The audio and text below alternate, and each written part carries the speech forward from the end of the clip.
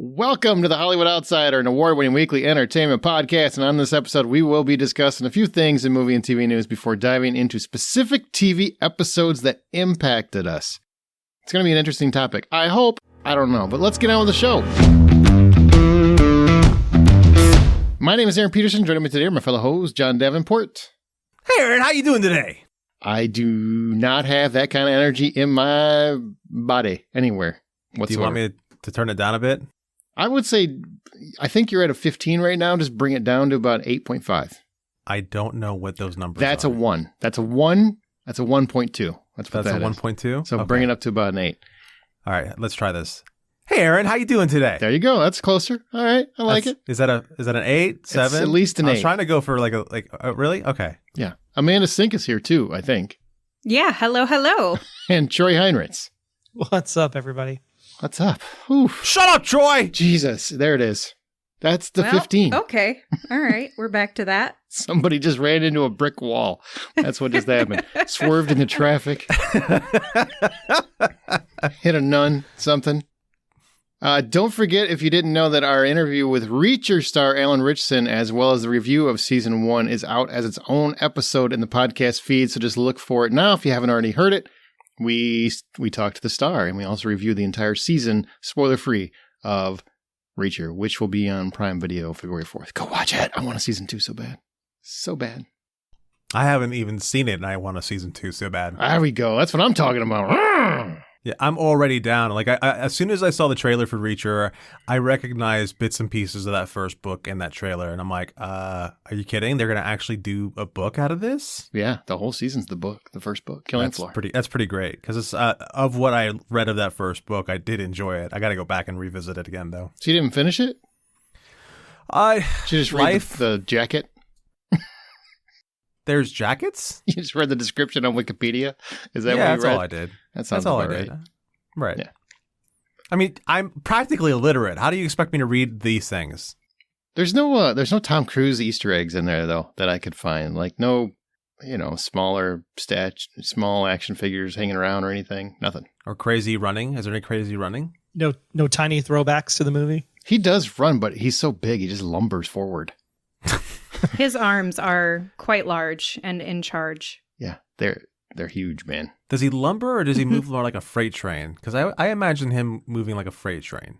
Is there a difference between those two? I mean, I don't know. I've never been lumbering is kind of like do do do. No, it means that's your lumbering. upper body's pushing you forward. So everything's in your upper body. A freight train, I've never been attacked by one. I don't know what that looks like. I'm pretty sure if he attacked you, that would be it. It's pretty large. Anything new happening in everybody's world? Everybody feeling good, happy, joyous? I'm pretty thrilled, man. I don't know if you could tell, but my Jeep is home, and I love my Jeep. How long have you not had this Jeep? 3 months. 3 months, Aaron. That's awesome. Yeah, so people know John was sending us videos of him driving in the snow because he's in, North Carolina, right? That's where you're at? Yeah. We live in the Chicago area. So to us, it just looks like a guy driving in the snow. And he's just like, look at all this.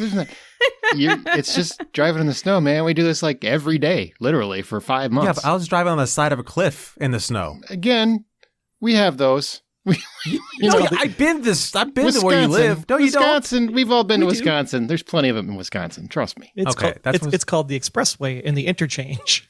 Yeah, I'm talking about actual cliffs. No guardrails. Well, there was a guy. This happened twice actually in Milwaukee, in the interchange by the That's zoo. not Chicago. It's close enough, but he literally It's made like the corner. an hour and a half. Wait, hold on a second. You guys are like, we live in Chicago. Area. We're all in the it's area. It's area. not downtown. It's We're not all- all downtown, you weirdo. Yeah, it I'm takes me just as long to get to Milwaukee. as it does to Milwaukee get to is Aaron's in house. Chicago. Is considered part of Chicago. Yeah, Yeah, it's Lakeshore. Chicago North. Yeah. It's been annexed. I mean, you go Milwaukee, Chicago, same distance for us. So The snow was plowed up against the side rail, and it was You're so about to get high plowed. that it was overneath He the hopes.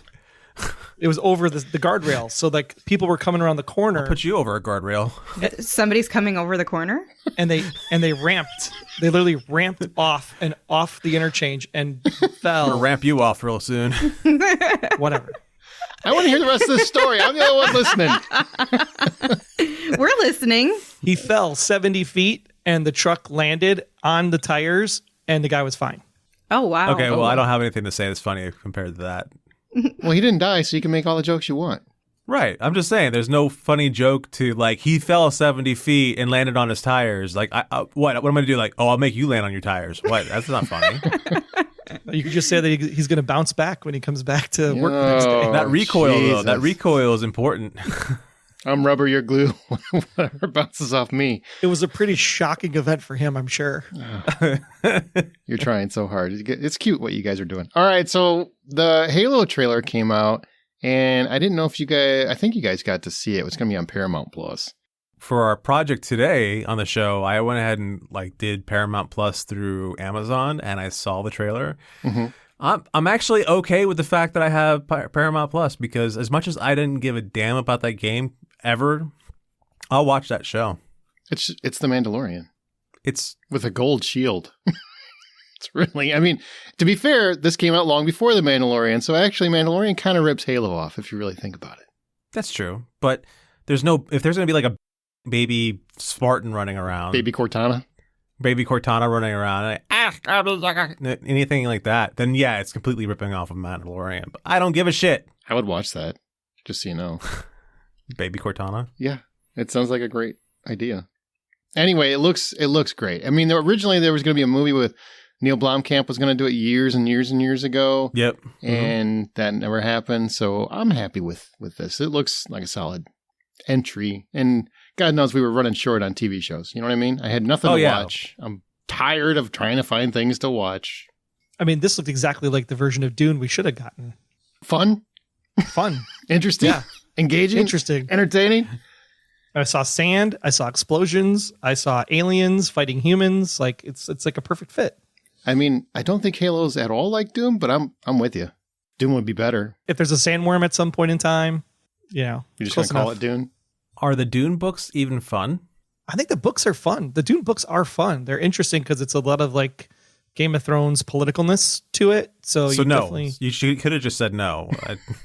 Some people find that great. It just doesn't translate to the film. It was great for Game of Thrones. I don't need another show that does that. This is kind of, I thought, very cool. We are recording this at this moment, on this day, on the anniversary of the re-release of the Star Wars Special Editions, where they were released, where Star Wars came out, and then Empire Strikes Back came out, and then Return of the Jedi came out like a couple weeks later. And I remember watching that and those films in those subsequent weeks, which kind of rejuvenated my Star Wars love because it had been so long since I had seen them in a theater and whatnot. But I was thinking, and I don't know if I've had that same wistful, magical, childlike, innocent love of Star Wars since maybe Force Awakens got me there a little bit. But man, all it made me do is wish I had the same feeling for Star Wars that I had then. And I want to know if you guys kind of have that as well, or am I just that old guy that needs to get off the lawn or whatever? So you want the excitement of standing in line for 12 hours to buy a ticket. Oh, yeah. To get back in line to stand for another 10 hours No. to go to the midnight showing that you slept through because you were outside in the sun the whole day. Not That's that what you feeling. want. Different feeling. It's that one where you get there and you sit down and it's absolute. It just takes you back to the first time you watch. It's just one of those experiences where it takes you back to the first time you ever saw it. It makes you excited to see the next chapter and the next chapter, and you want to just keep reliving it because it's so magical. And I don't know if Star Wars still has that impact for a lot of people, and that's what I'm curious about. I've thought about this a lot, and I've wondered whether or not it's an age thing versus an actual want thing.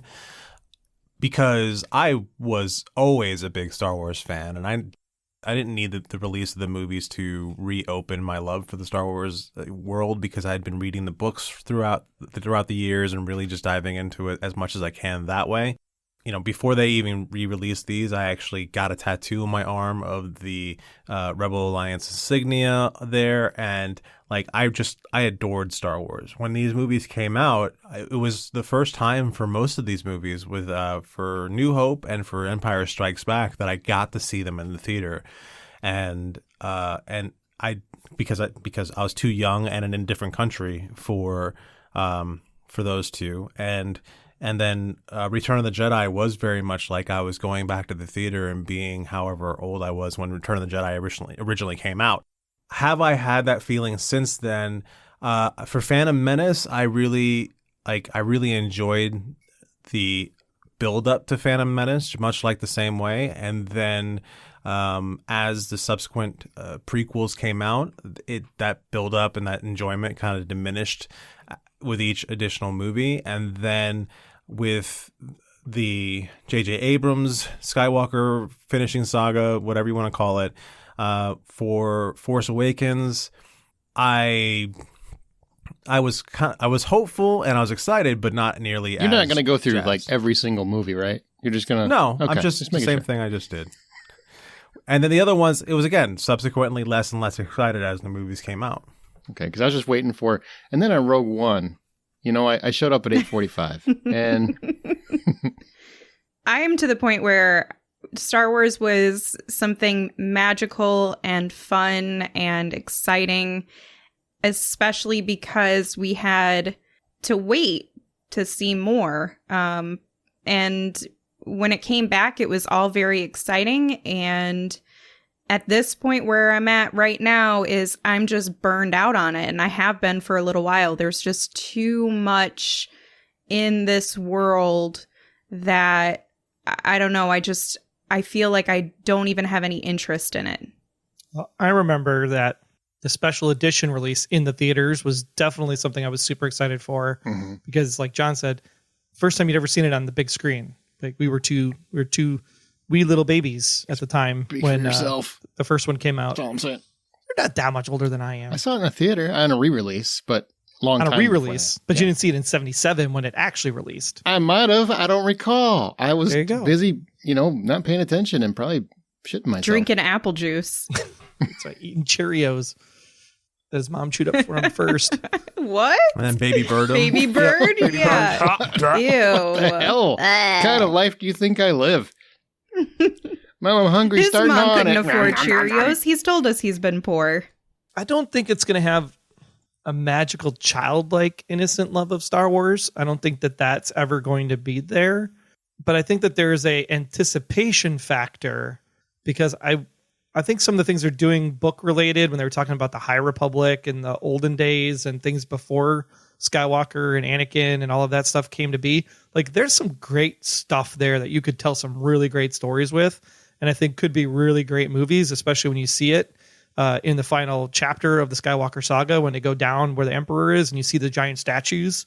Like there's like, it's kind of like Lord of the Rings going back into the Second Age. Like we need to do that with Star Wars. We need to go back to the High Republic. We need to learn more about Siths and Jedi and the temples and the mysticism. I think you can do some really cool stuff with that. That would get me more magical and childlike again versus Don't get me started about the extended universe. Nobody has that kind of time on their hands. And how it's no longer applicable? It doesn't exist anymore, so we can't talk about it. But because you can't make stories out of that stuff, which is ridiculous. I still think that's ridiculous. I mean, we've talked about it before, but it's ridiculous. You just rework it, use the concepts, and just rework it to fit whatever timeline you're trying to fit. I mean, it'd be fine. That's what Marvel did. Yeah, Admiral Thrawn, right? Like Thrawn would be a great thing to follow. Admiral Thrawn, Seaboth, the Yuuzhan Vong. I mean, I can just to name a few of them. Those are all great villains to throw at the whole thing. The Yuuzhan Vong mostly because you could actually understand why they're doing what they're doing, and it makes sense, and you almost side with them to a degree. But they're also monsters. But that's beside the point. Because don't get me started, Troy. But even following like Bo-Katan and Ahsoka. Like even those characters in a live action sense were amazing adds to Mandalorian that you could do whole things around them in other parts of the universe. I mean, there's story to tell. Just tell me something that's not Skywalker related. And maybe not Boba Fett again. Yeah, like Boba Fett tied to Skywalker. And then you brought Mandalorian and you tied him to Skywalker. Everything's got to be tied to Skywalker. They got to get away from that. And I wonder, like, do you guys think it's because it's been so diluted? That's why it doesn't impact people. Like, I just don't feel people. I know there's still the passionate fans. There's probably people listening right now that are yelling, going, "I live Star Wars." But I don't feel it from the people that I've known in film circles for a long time, that they don't have that same reverence for the properties that they used to have. And I think a lot of that has to do with there's been too many things in a too short of a time. So it's diluted the brand a little bit. So it's taken away some of that magic. Well, that and Rian Johnson obviously ruined everything. According Well, to, flip according it to and the talk internet. about in a Marvel or Star Trek perspective. Star Trek's doing the same thing where it's just like, literally, we're going to have Discovery part 2 of the 4th season, Picard, Strange New Worlds. Plus, you got Lower Decks. You got the Janeway voice cartoon. I mean, there's like so much Star Trek right now. It's ridiculous. And so it's the same with Star Wars. And the same with Marvel. The difference is that at least with Star Trek, they're all different shows and they're not tied together. So it's something different. Where in Marvel, you're watching the Marvel stuff because you have to, because it's all tied together. In the Star Wars, it's like, what's the plan? I think that's the problem with Star Wars is there's no plan right now. You know, Marvel has quantity and quality mixed in there. Like with the whiffs of Marvel has, there's probably 4 things you can probably call a whiff for Marvel. Whereas Star Wars, there's much more that has whiffed with Star Wars for whatever reason the reason is. So it's diluted only by the fact that the quality of the stories we're getting are kind of derivative, and they're missing a lot of they want to build this wide expansive world with Star Wars, but they're missing the connective tissues by huge measures. There's just no head to that. And you have somebody like, I forget her name, but when she turns around and says that Marvel gets to do what they get to do Kathleen because Kennedy. they can build off of Kathleen Kennedy. That's her. I wiped it out of my head because of the line I'm about to say. But she says Marvel can do what they're doing because they have a history of comic books to work with over the decades, and Star Wars just doesn't have that. And it makes me want to hammer my testicles flat when I hear that. Jesus. Yeah, that's brutal. That took a turn. You know what? We're going to segue. Perfect time to get off that subject because I just got uncomfortable.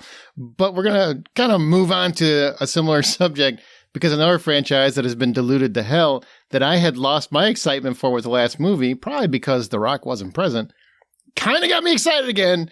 I'm going to go to 15 myself because now we have Jason Momoa joining Fast 10 as I assume Dom's long-lost lover, Paul Walker's long-lost brother, somebody else that's never been mentioned for any period of time in any of these movies. But he's joining the franchise, and now suddenly I find myself super excited for the franchise again. I am so looking forward to this. Why are you so excited, Amanda? Because it's Jason Momoa. He has such an energy and presence. He's going to be so fun. I don't care how stupid his role is, although I really am hoping that they take that down a notch because I think they've really started to lean into... No. They've really leaned into being as dumb and ridiculous as possible because they know people are still going to get money and people will laugh about it and yada yada yada. But there's a few of these films where there was like, okay, that was pretty solid, like even the story, and it just has gotten very ridiculous. And so I'd like to see them introduce his character in some sort of a well thought out way. But I don't have good my luck hopes with up that. high. Yeah. I don't Have see you that seen happening. these movies? Yeah. I have. Yeah. He's literally going to fall from heaven. From space. He saw them out in space and he was like, let me go help these guys. He's going to be an angel or something. It's literally going to be the most ridiculous thing you could think of, where he's going to be Paul Walker's assigned angel to keep an eye on Dom and the squad. That's what it's going to be. He's going to be Gal Gadot's brother. Is what it is? Oh, and he's there you go. And he's pissed. You got my sister killed. There we go. Right. And then he joins the team for the 11th movie, of course. Right. Mm-hmm. Yeah, because that's the formula. Yeah. I don't know. I'm excited. I don't care. Momoa makes everything better, except Lisa Bonet's life, apparently.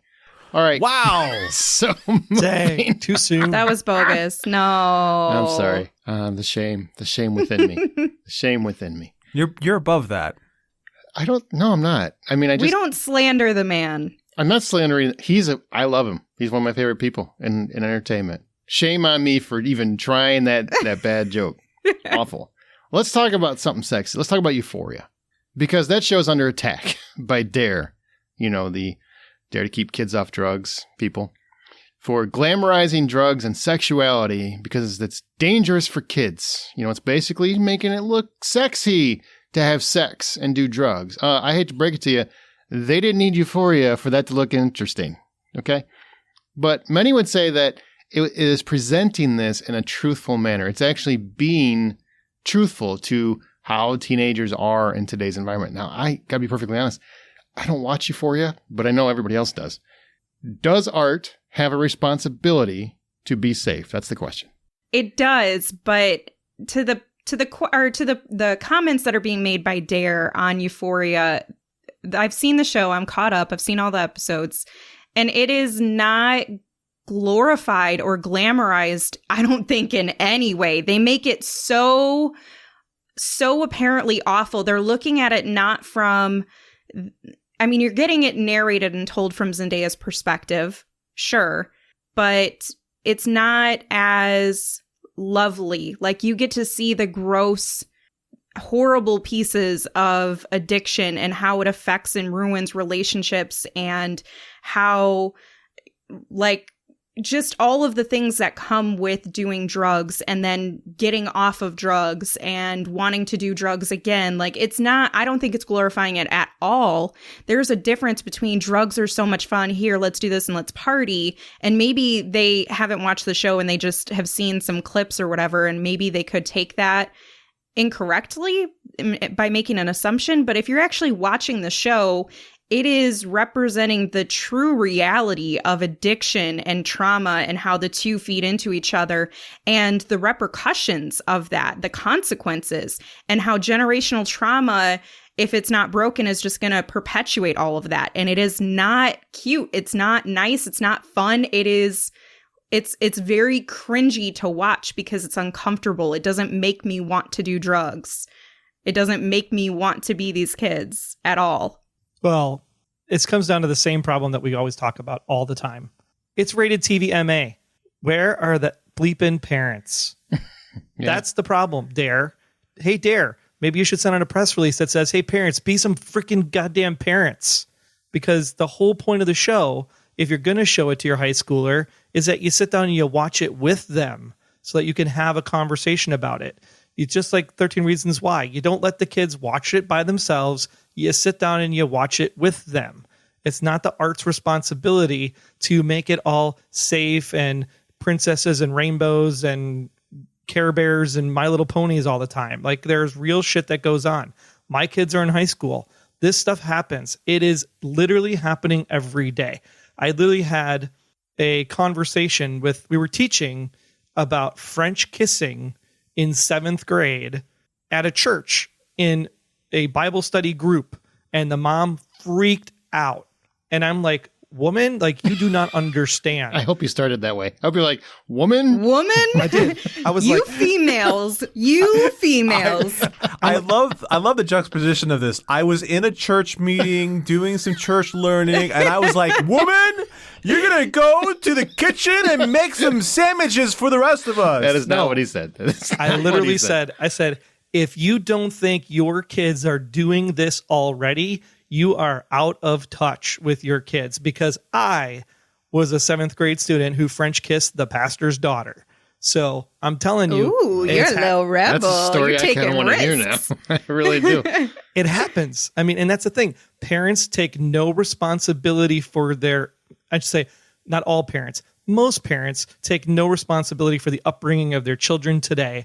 And that is a problem. My daughter watched Euphoria last night, right? I think it was the finale last night, I think it was, or close to the finale for season 2. And all I heard was like this exclamation out of the bedroom at like midnight. And I'm just like, what just happened? And I let her watch it because I'm watching it, because then we can have a conversation about it. But you guys don't watch it together, right? Because there are a lot of penises, and that would be very uncomfortable to watch some swinging. I mean, they're everywhere. Yeah. I've never seen so much male representation in a show or movie in my entire life. We were missing representation in that regard. We were. It's so fair. I applaud them for actually doing that, because it's like everybody, if somebody's going to be naked, they're all naked. Let's come back to the penises and let Troy finish. Sorry. Yeah. No, but it's true. I mean, there's like, this season is a lot more risque, I would say, than it was the first season. The first season was very much mental illness. I mean, you had the one lady that's you had the one lady doing her the one student doing her OnlyFans account and trying to get money, right, by like bringing the men in. I mean, yeah, it's there, but it wasn't like in your this was in your face this season. It wasn't quite 3D. Season. Wasn't Yeah, just exactly. But no, dangling. it's like these people are just looking for stuff to complain about because they feel like society is, falling apart because we have to have real conversations about real shit. Like, just have conversation. It's no different if you went to the museum and you saw a statue of David with his schlong sitting out there. I mean, you're going to have the conversation about it, To be fair, back in whenever that time was, they had the same kind of conversations. Somebody coming up and saying, hark, that Peni should not be out in the open like this. Cover that Peni up. Or something. I imagine. And somebody just chopped it off the statue. Pray Yeah. you don't do Shakespeare anytime soon. I'd really just kind of secretly pray. And also I do wanna, secretly kind of hope you do, because I would go see that. I do want to add that there's go ahead. Sex in general is happening. If you think it's happening, whatever, if you're a parent and you say, oh, sex is going to happen in 9th grade for my kid, I guarantee you it's happening well before whatever you think. I was in 7th grade and a 6th grader, kid you not, was pregnant. She was pregnant in 6th grade. This was years ago. Things are not, it's not like we're moving further into celibacy or something. It's the conversations need to be had.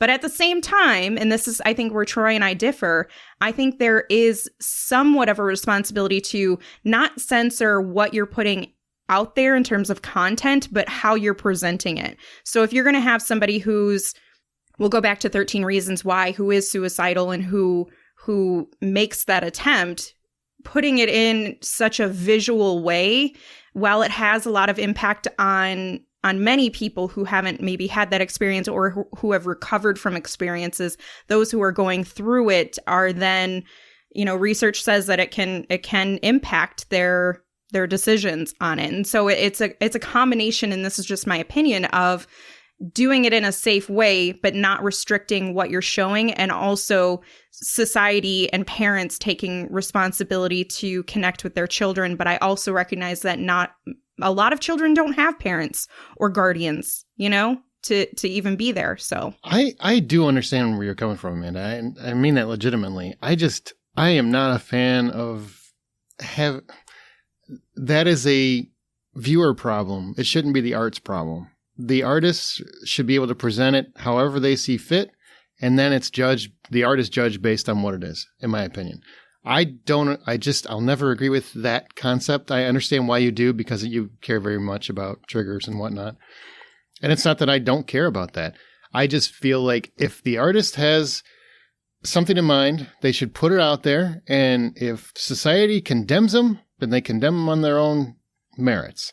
But I don't think they should have to neuter their product because they're concerned. I know that many people do because they don't want to offend people and whatnot. But if they feel very passionately like this is the way to present this particular action or this particular act, and I need to go this for whatever my reasons are, even if they're muddy reasons, it's their right as an artist, I believe, to do that, and then let the viewers decide that as they watch it.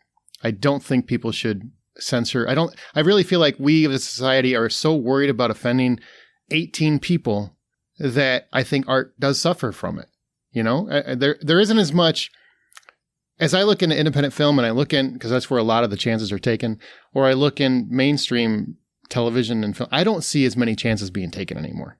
And I think that's pretty agreeable by most people, but that's my opinion. You guys might feel differently. I don't see those chances being taken because they're worried about bad press. They're worried about being told that they triggered something in any way, shape, or form. So I feel like the artists need to put out the art that they want, and they can be judged on it. That's how I feel. Yeah, because we're literally listening to a vocal minority that just seems like it's a majority. I mean, a great way to put it, like we're running the payroll process, right? There's like 2 people that are complaining about the fact that they're not going to get a bonus for like an extra 5 days. So let me stop the process for 20,000 other people that still need to get paid for the 2, right? I think that's kind of what we're here. It's like Twitter's loud. It is what it is, but it's not the entire world. So let's react to the loudest thing out there because the loudest thing is just drowning out the actual people that are like, this is really great television and it should be out there for people to see. Well, and it's not even Twitter that's having this reaction. It's DARE, an organization that has continuously failed to address the issue because they focus solely on fear-mongering and scaremongering or whatever the title is, and don't actually get to the root of helping these kids, understand the implications of doing drugs and what happens. And, it might feel really good right now, but guess what? Your teeth are literally going to fall out. Your skin is going to crawl if you don't have it. Your entire life is going to go down the drain. And it's just, they also don't, they don't weaponize weed in the show either, which I thought was kind of interesting. You know how you handle this is that you actually give your kids drugs and alcohol. What? That's what you do. Whoa. I am not. In a safe space. What? Hey, I would rather have kids, like if my future children do drugs or alcohol while I'm around them, like obviously not something like cocaine or whatever, but if they want to try a little X or something. Nope. My it has rules to still never be change. legal in the state. Like if you want a 5 milligram gummy one day because you want to see how it feels and you're 16 or older, if you're old enough to be able to drive a car, you're old enough to be able to do some of this stuff. And I'm of the mindset that if you can't drink, then you shouldn't be driving either. Period. Like you got to be 21. So either lower the drinking age or raise the driving age. You know that's actually not legal, and by you actually giving that to them, that's an additional law broken. So actually, you've broken 2 laws with that one action. I'm just saying. I have the answer. I feel like parents actually try too hard to be cool to their kids, and it's like just it's be a not parent. about being cool. It's about you're going to get the drugs from me. And you not go the drugs do it from the when I'm guy not around, who's and lacing you it. get hurt on your own time, not in front of me. That's what I say. Right. That's parenting. I have the answer for all this. Okay, we're gonna build a device and move to a device mountain in is North gonna- Carolina and be isolated. It's going to be a seat, right? And you have to sit in this chair, and then in front of you, at your feet, 3 pedals show up. And above that, a steering wheel shows up, and then right next to you is going to be a manual stick shift. If you can appropriately change gears without stripping anything, you can finally watch it. You think so nobody watches the show ever again. We can. We'll be watching it all the time. I can stick shift. I can a little, but not. I can column shift. Yeah. Do they still make? I had a stick shift for years, man, for years, and I had 2 different stick shifts. You move so much faster. You really do. There's some get up. I was going to say, in a lot of the stick shifts, like manual, quote unquote, now is so different. It's like you just turn the notch to the right or something instead of actually having to shift through the gears. It's very I'm so bizarre. glad I derailed this conversation. No, actually, Aaron, what's up next? John actually has a really great point. So is this because it's a stick shift? So the analogy to sexual organs, is that what we're doing here? Imagine this was AAA coming out and saying like, "Oh my God, you can't watch that show because it glamorizes stick shifting." I mean, that's the stupidity of this. It's the same concept. Wait, what? I don't know where he's going with my He idea. always- My idea. Yeah. It was off I the know. rails. Wild. So bizarre. This is going to be This one of those always where at the end of the show, happens. you're like, I get it now. I feel like the epiphany every hits you. every Stick shifting podcast is so bad for everybody. Like you only can drive automatics.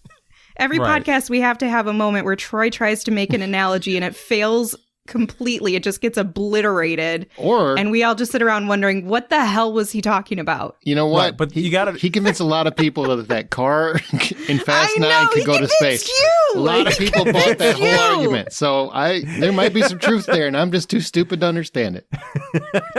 My job is to present the art. It's your job to figure out if you want to think about it longer past this conversation.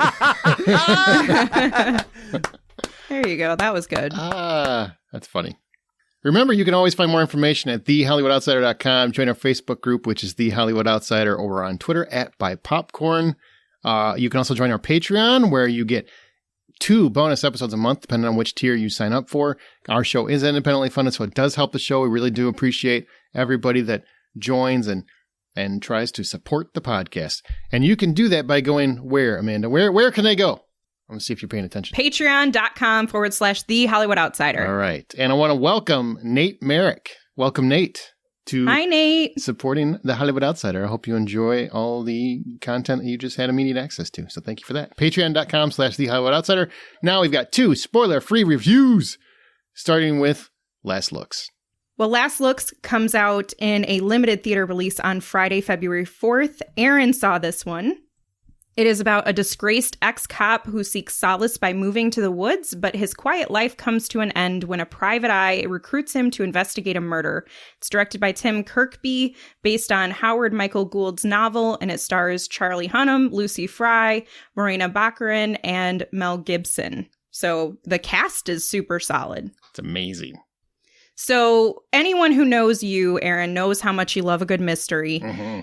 And one of the most difficult things for a mystery film to nail down, in my opinion, is balancing giving away enough information that the reveal is plausible, but not too much that you figure it out early on. Where does Last Looks land on this spectrum? I think it does a strong enough job of keeping the mystery, but it's not a straightforward mystery. There is a mystery at play, but it does some good character things where it kind of moves around in terms of the story. So it's like mystery, character, mystery, mystery, character, you know, so it's kind of going in and weaving in and out of what the actual situation is. But yeah, and the mystery plays out, works well, and solid. Really love the reveal, especially the final moment of the reveal is kind of great. So yeah, I dug the mystery portion. And when we say Mel Gibson is in a movie, everyone shakes their head or cringes. I don't shake my head. I don't shake my head. Hate him all you want. You know what? I know he's got his issues personally, but I love watching the guy on screen. Well, he looks pretty damn awesome in this role as the actor who is being accused of murdering his wife and yet is too much of a drunk to even know if he did it or not. Are we seeing the revival of Gibson's career between Fat Man and this? Do you think? I mean, I think he's doing everything he can to be revitalized. And he was really good in Daddy's Home too? Is that the one with Yeah, he was in that one as well. Mark Wahlberg and Will Ferrell? Yeah. Yeah, Mel Gibson's very, very good here. He plays an actor, an over-the-top actor who is a very, very famous TV actor, but he's also just a obliterated drunk at all times. And he legitimately can't remember, or we don't know. We think he might legitimately not remember the night his wife was murdered because he was just blackout drunk. He's always blackout drunk. But the part of the mystery is that true? Or is that an act? Because he's a great actor. And he actually has a British accent. It's so amazing. I watched the trailer. I love it. It's kind of amazing because when he first starts doing it in the movie, I'm like, this is ridiculous. Because I've heard Mel Gibson my whole life. And I know for a fact he's Australian. But he really has very little of that accent even. And now he's doing British, but when he's actually on the TV show acting, it's kind of like a Southern drawl. And I'm like, you're really good at most of this. I had no idea, but go Mel Gibson. Yeah. So I thought his performance was very lively, very fun, kind of sad in some aspects because as you get to know the character and kind of what his challenges are. But yeah, it's good. Okay. So we've covered the script and we've covered our questionable actor for some, but looking at the cast list, there are a lot of really cool cameos. Did anyone in particular stand out for you? Morena Baccarin is more of an extended cameo, I would say. Okay. Yeah, she's not, but Clancy Brown's in this. He's great. Robin Givens pops up and she's actually pretty good. She's just, it's just been so long since I saw her in anything. So, I mean, the cast is stacked, but the movie, it really is Charlie Hunnam's movie across the board. Even more so than Mel Gibson. Charlie Hunnam's Charlie Hunnam he's the star. The movie starts with he's in his trailer. He kind of left, he was a big shot cop at one point, and he left Hollywood after he kind of burned the world down. And you get his story as the movie goes. And so what he wanted to do is he wanted to go to the wilderness, essentially, live in a trailer. He's stripped down all of his excess, so no more excess in his life. He's got his life down to 100 things, and that's it. And Morena Baccarin is a woman he used to date when they were chasing cases and whatnot. And she comes back needing his help for this big case. He doesn't want to come back for it. But then, he realizes how much she needs him because of things get a little dicey, and he comes back into the fold for her. And it's actually pretty cool because he starts off about half the movie. He's kind of trying to get his mojo back because he's been out of the game for a long time. So he's really slow. He's kind of sluggish. And then little by little, he gets his confidence back as the movie comes to the forefront as the mystery comes to the forefront. And then you get the Charlie Hunnam, from all of his, kind of badass, cool ass roles. And you get him for a good portion of the movie too. So it's a good character piece. It really gives him room to grow, which was nice. And by the end, he almost looked like Brad Pitt. I swear to God. At times I'm like, is that Brad Pitt? Did they do another cameo? And nobody told me. But yeah. What a handsome compliment. He's a good looking dude. He is. So if the full price of admission to see Last Looks were $10, what would you pay for it?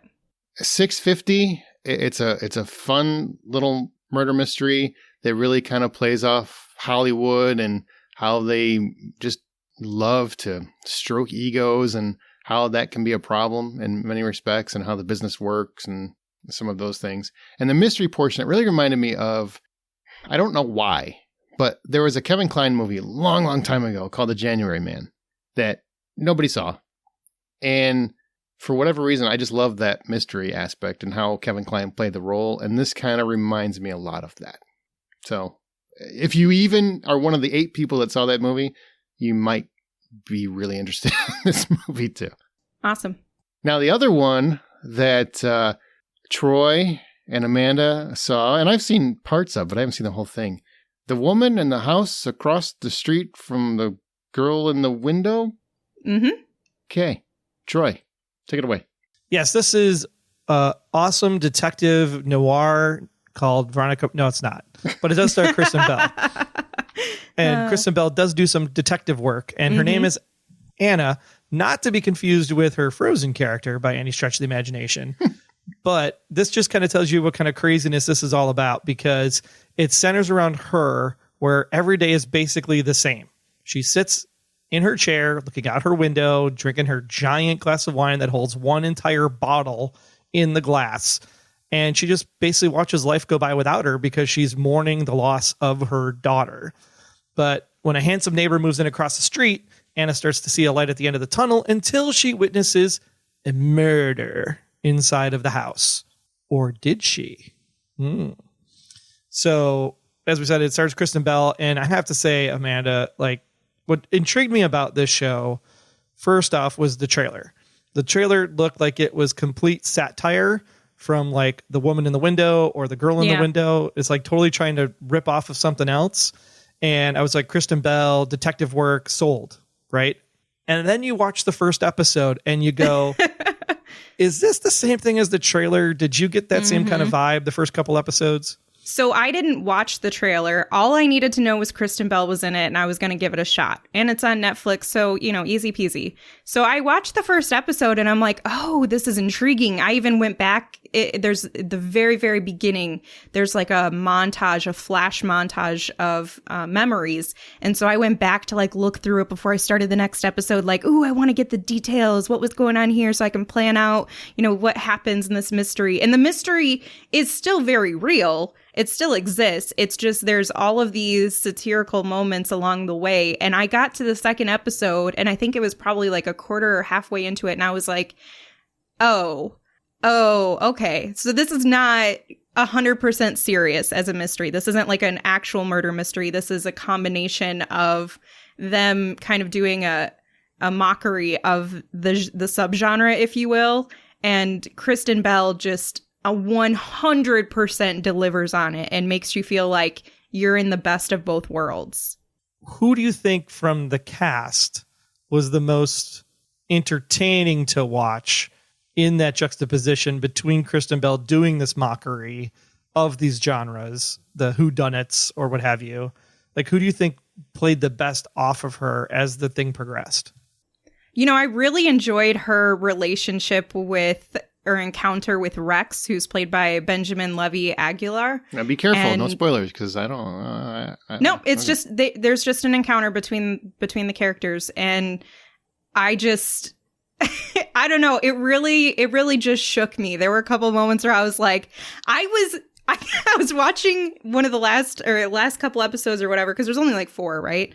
So 8. I was watching. There's 8 episodes. Oh, okay. 8 total. Well, geez, it felt like it was only 4 hours for me. Did you finish it? Maybe you didn't finish it yet. You don't even know. You just No, I finished the whole thing. It was 4 hours because they followed the Cobra Kai model, and it was It's only like like 25 minutes per episode. Okay. Yeah. So I'm sitting there watching like the last half of the show in bed, and there's a moment with her and Rex, and some things are said, and you know, the whole scene is just wild. I literally jumped out of my position in bed and started yelping, and like, I don't know, I don't want to say too much, but I was hollering. It's basically what happened. I just really enjoyed their chemistry and as actors off of each other. It felt very natural. So part of the show is based around, I don't want to call it mental illness, but she is in some kind of a depression funk because of the loss of her daughter. And so she's turned to pills, she's turned to the wine, she's, you know, combining the two. Did you find at any point during the course of the show that you really didn't know what was real and what wasn't real? And were you able to ascertain what was real, and was any of it real? Is what I still came away with at the end of this thing. Yeah, that's a really good question. We can't delve into on this podcast. Please don't. I'm halfway through it. Please don't. No, we're not going to spoil anything. It's just, it's done in such a great way that it makes you continuously question yourself and your thoughts. You'll have one, and then something will happen, and you'll think, you know, oh, maybe I'm wrong. Maybe I'm wrong about being wrong.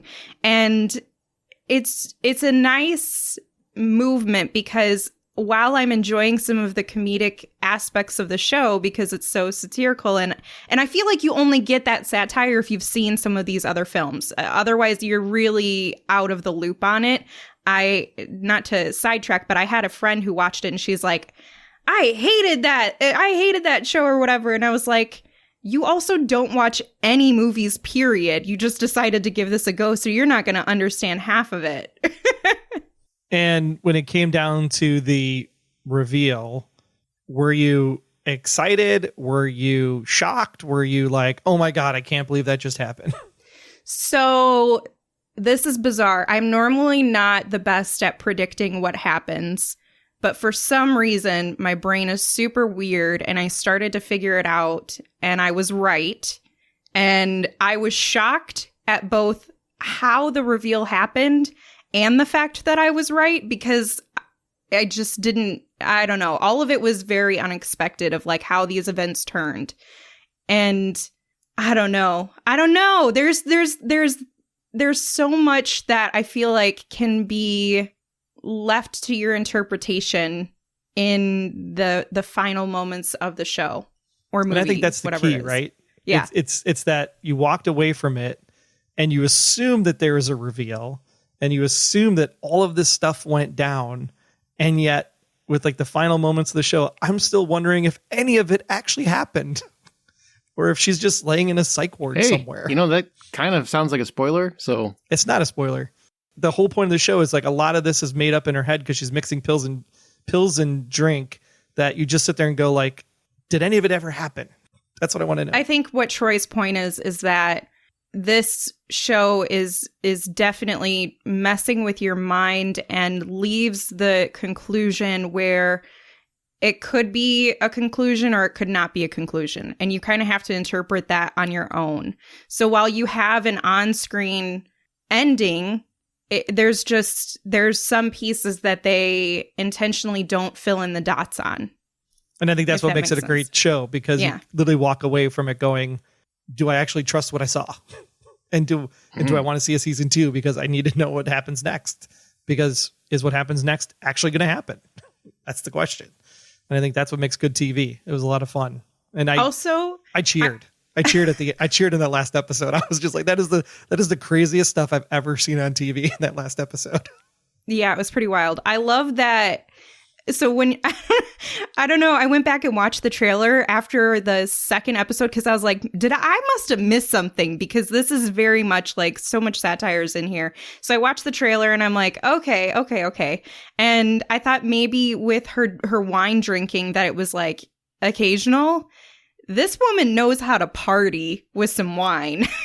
And the log line or the tagline for the show is when it rains, she pours. And I love that so much.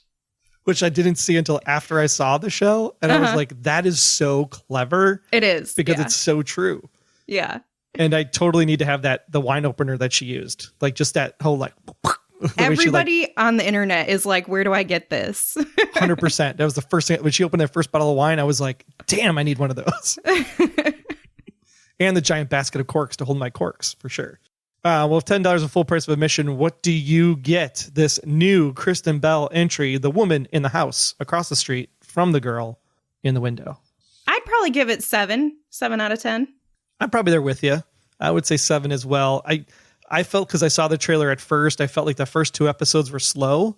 So I did watch the majority of it at 1.5 speed just to get it done with.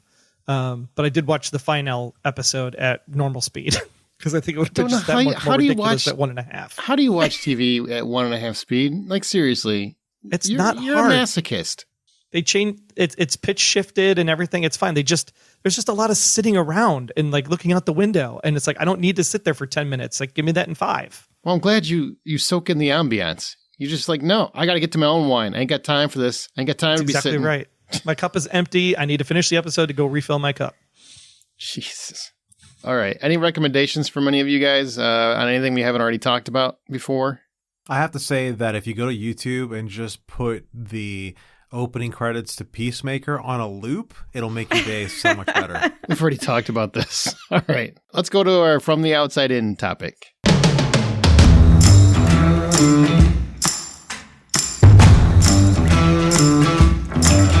Impactful TV episodes. Jay, who was our Patreon supporter, he has an option on his tier that he selected at patreon.com/The Hollywood Outsider to choose a specific topic for the show for us to discuss. And we're going to do just that. We're going to take what he wanted us to talk about and we're going to kind of use that as well as kind of maneuver in our own aspects to it with a discussion on impactful TV episodes. See, Jay has selected 2 very specific Twilight Zone episodes that mean a lot to him, and he wants us to discuss those and the themes that are within, and we decided we'll each pick one specific moment of television that truly affected us to discuss as well. So we're going to start with his first Twilight Zone episode. We'll end on his last one, and then in the middle, Amanda, John, Troy, and myself all have our own picked out. So this first one is called Walking Distance, which is about the busy and stressed VP of an ad agency, Martin Sloan, who stops his car at a gas station.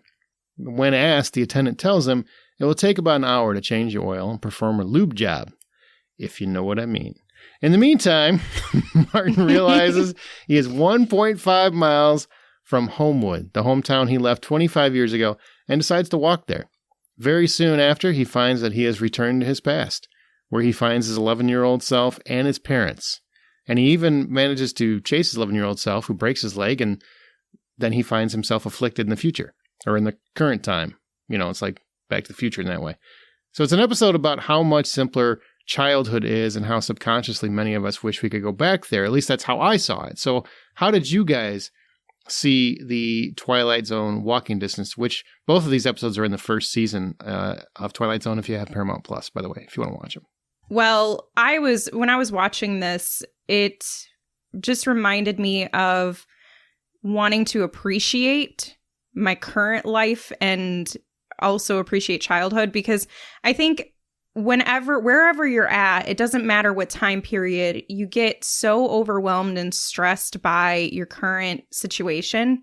There's something that's affecting you, and it's never going to change. We're always going to feel stressed or overwhelmed or, some sort of varied emotion. When you're a child, you feel it just, and then you look back as an adult and you're like, gosh, I wish I could just stress about having to take a nap. I miss those days of just being told I need to take a nap and somebody brings me apple juice and a blanket and I get to take a nap. And for me, it was like a reminder that regardless of where you're at in life, you have to stop and take a pause and appreciate the good things that are happening and even the overwhelming things, because this is all part of humanity, of our experience of living here. And I don't know. Twilight Zone is always deep and it always connects with people in different ways. So I'm sure we will have different thoughts on this episode, which should be interesting. It's a good topic. I read it as more of the follies of wishing to be able to go back and change whatever it is you wanted to change.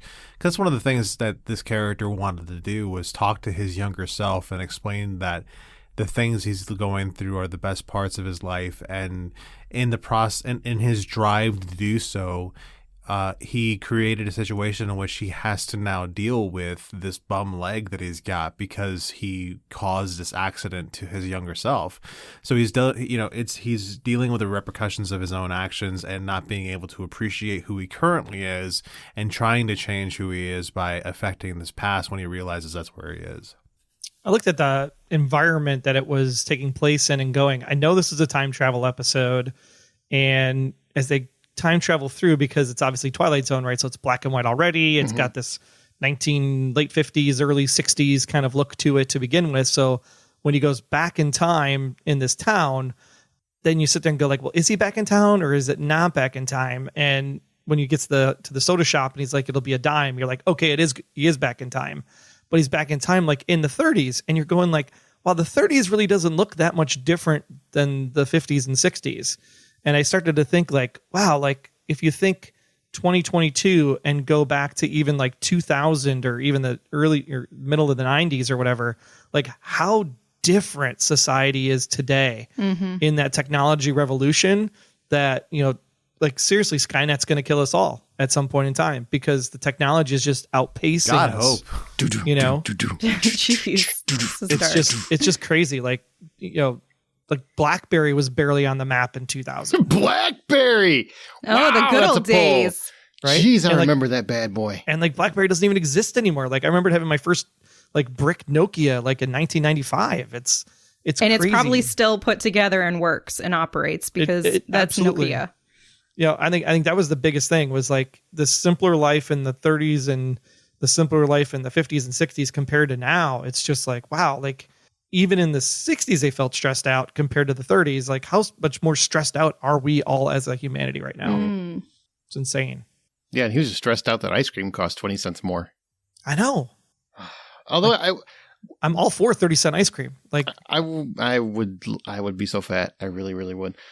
I was so excited that at no point does he try to bang his mom in this one. You know, I mean, that just felt like a nice shift from the time travel movies I'm used to. So that's cool.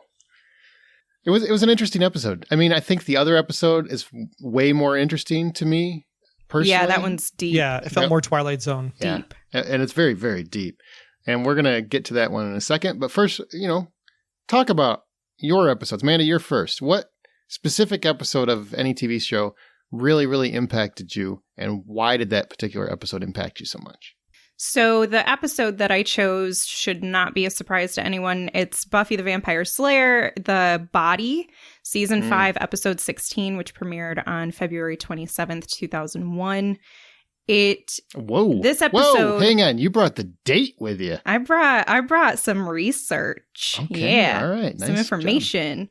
So this episode opens basically exactly where we left off in the previous episode. In all of the Buffy episodes, you have this previously on Buffy the Vampire Slayer, and then you get the recap and you get the music and you get all the fun stuff. You don't get that. So at the very end of the previous episode from The Body, Buffy comes home to find her mom on the couch, presumably dead. And we open this episode with her then trying to go through the process of seeing if she's alive, seeing if she's dead, getting the paramedics, and the entire experience of losing someone. It is, I can't say 100% quiet in terms of no score or music, but I don't recall any scenes where that happens. Mm-hmm. It is a very emotionally impactful episode. And I think for me, when I was watching that, already having lost, somebody in my family at that time, and having Buffy be the one woman in the entire world who's able to save just about anyone from just about anything and has survived herself from the most unimaginable experiences. And now she's having to go through such a human loss that cannot, I mean, the deepest of losses when you lose a parent. And for her basically her only parent, her dad's not really in the picture. And seeing this superhero basically feel so helpless and so distraught and wrecked, it just really struck home about the reality of death, and to take us through not just, you know, what happened to her. And, you know, they didn't go down that hole. It was about what happens in those intimate moments following finding someone you love dead. And funny story, not funny, I shouldn't say that. That's a very bad word to use for this. Interesting story, I guess. I had a very similar experience to this episode. Not that I was the one who found the body, but I was with my nan, my grandmother on my mom's side, and we were going over to her mom's house. And so I called her Anna Elaine. And we were going over to her house. They always had horses and a bunch of animals, and family was always there. And it was always a lot of fun to go there. And we just were going to show up. So we go over there and we show up, and her body is just there dead. And the family is all just there, and we're all just quietly looking and crying and, you know, waiting for paramedics in the corner. Like, we got there at the worst possible time. And I could relate to this experience 100%. And to this day, that quietness, that uncomfortable silence, and those moments with people where you don't know what to say to each other, you don't know how to be with each other because you're just so numb and shaken. It was a very, very real representation, and it came out of nowhere in the show. We see death all the time in this show, in Buffy, but we don't see human death caused by human causes. It's always at the hands of some sort of supernatural evil. And so it was a huge thing to have her mom die in this manner and to take us back to reality, I guess. Yeah, it's a very deep episode, and one of those rare ones where you're watching it and it's just kind of, you know, for a lot of times when I would talk to people about Buffy, you should watch Buffy. And, oh, that's like that kids show. That's like that teen show. Whoopity. About vampires? Come on. I mean, they had a lot of really deep themes on it. Turns out maybe because they had a monster behind the scenes, you know what I'm saying? Oh, don't bring that up. But no, it's a very, very deep, meaningful episode, and I love how they used that backdrop to kind of talk and explore death and loss and the loss of a parent, and, you know, a lot of other things that normally television, you know, does a little bit too melodramatically. I mean, I just felt like it was, for a show that was about vampires and demons and monsters and stuff, like that was so genuine and honest in so many respects, which I thought was pretty rare for TV to move me in that way, because usually I'm like, wow, this is like Dallas. But they focused on those intimate small details, like when she finds her mom and her skirt is a little hiked up and she pulls it down out of respect. And it's just, oh my God, it's so heartbreaking to just watch something like that, because you can connect and resonate with her character on so many different levels. And when she's talking to the paramedics, she corrects them. They say something about, is the body cold? And she said, no, my mom is cold. And she's, you know, that's just, I don't know, that really, really hit me hard when I was watching every time I watched that episode, when she changes the language to my mom, because you're still so attached. Yeah, I don't know what anybody believes in here, but if you believe that your soul goes on and it is no longer with that body, then this is just like a carcass of who you used to know. And yet we see it still as my mom, or, you know, my dad, or whoever it is. It's just, I don't know, makes you think too. I very much hope it goes on, because I want to haunt some people. I got a list and I'm checking it twice. I guarantee you, man. You might be listening to this going, oh shit, because if I've got a path, I'm paying a visit to a few people. Well, I think the one thing about the body that's really great too is just the use of music in that episode specifically, because there's different types of sound that are used, and one of them is called a diegetic sound, And the reason why they use diegetic sound only in this entire episode is because diegetic sound comforts you. And so as you're going through this experience where they actually have, I believe it was in the DVD commentary that Joss said that they used the Christmas flashback because they didn't want the credits of like, Buffy and Willow and, directed by, written by, doesn't want those credits popping up over the part where Buffy finds her mom. And so that's why they did the Christmas flashback to start the episode, was to get the credits out of the way. So then you come in and you see what's actually going on. And I think it's a real good understanding of like emotion and death and life from death. And it's just, it's really powerful. I remember when I first watched that episode, especially when you reminded me about the whole, like lowering her skirt just ever so gently just to protect her modesty, even in death. It was one of those things to me that they read as a, what did something bad happen to her kind of thing. Yeah. And they lean further into the idea of it was just a natural death. No matter what happened, it was just a natural death. But I really loved how they treated Judith in death in this episode, because they treated her mom with a lot of reverence and care, and as opposed to her mom being just any other person dying, it was somebody who was more important to the show, and they treated her with that kind of respect. Did you mean Joyce? Yeah, Joyce. Joyce, Judith, same difference. Pretty both ways. But the addition to that is that, it kind of put into how we all need to we need to have someone to blame. We need to have a face when someone we care about dies, because her whole life as a slayer, people get hurt all the time.